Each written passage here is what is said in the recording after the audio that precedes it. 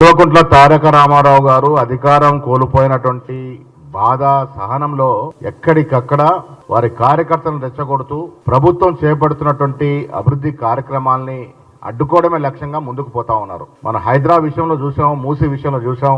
లేని కాని పోని చెప్పి అవాస్తవాలు ప్రచారంలోకి తీసుకొచ్చి ప్రజల్ని భయభ్రాంతులు గురి చేసే కార్యక్రమం నిమగ్నమై ఉన్నారు. నిన్న కొడంగల్ విషయంలో జరిగినటువంటి కలెక్టర్ దాడిలో ఈ దాడిని మేము తీవ్రంగా ఖండిస్తా ఉన్నాం, గర్హిస్తా ఉన్నాం. ఏ అధికారైనా ప్రభుత్వ కార్యక్రమాల్లో నిమగ్నమై ఉంటారు. అధికారులను అడ్డుకోవడం, అధికారుల మీద దాడి చేయడం అనేది చాలా హేయమైన చర్య. దీనికి శిక్ష తప్పదు. కేటీఆర్ నువ్వు శిక్ష ఫేస్ చేయాల్సిందే. కొడంగల్లో గ్రీన్ ఫార్మా క్లస్టర్ ఏమాత్రం పొల్యూషన్ లేని గ్రీన్ ఫార్మా క్లస్టర్ పెడతా ఉంటే 90% పైగా రైతులు ఒప్పుకొని సమ్మతించి భూములు ఇచ్చిన సందర్భంలో ఒక్క గ్రామంలో జరిగినటువంటి ఎపిసోడ్ లో అక్కడ అసలు భూమి లేని వారు వచ్చి దాడి చేశారు. నేను కేటీఆర్ సూటిగా అడుగుతా ఉన్నాను, ఆ ప్రాంత వాసులు గారు అక్కడ వాళ్ళకి భూములు లేవు, వాళ్ళ భూములు పోవట్లేదు, ఎందుకు వారు దాడి పడాల్సి వచ్చింది? ఇదంతా కూడా కుట్రలో భాగంగా ప్రభుత్వాన్ని డిస్టర్బ్ చేయాలన్న కార్యక్రమంలో భాగంగా వారి కార్యకర్తలు, వారి ఒప్పుకున్నారు, వారి కార్యకర్తలు అక్కడ భూములు లేని కార్యకర్తలు, ఆ ప్రాంతంతో సంబంధం లేని కార్యకర్తలు తాగి వచ్చి కలెక్టర్ మీద దాడి చేసినారంటే ఇది కుట్రలో భాగంగా జరిగింది. రాష్ట్ర ప్రభుత్వం గతంలో మాదిరి కాకుండా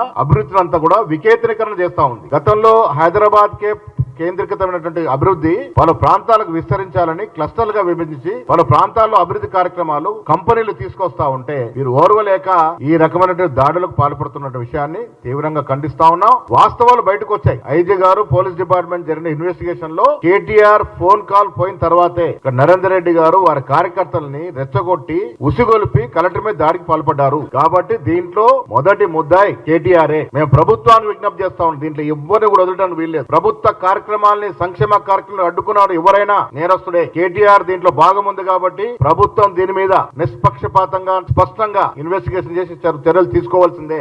అభివృద్ధి విషయంలో కాంగ్రెస్ ప్రభుత్వం కాంప్రమైజ్ లేదు, సంక్షేమ ఫలాల పంపిణీ విషయంలో కాంప్రమైజ్ లేదు. ఇలాంటి శక్తులు, నాయకులు ఎవరు అడ్డొచ్చినా ఈ రాష్ట్రంలో జరుగుతున్న అభివృద్ధి ఆగదు, సంక్షేమం ఆగదు. వడ్డు వస్తే చర్యలు కూడా తప్పవు. ప్రజలు కూడా అర్థం చేసుకోవాలి. నేను ప్రజలకు విజ్ఞప్తి చేస్తా ఉన్నాను, అక్కడ జరిగిన దాడి సంఘటనలో ఆ ప్రాంత వాసులు గారు అక్కడ వాళ్ళకు భూములు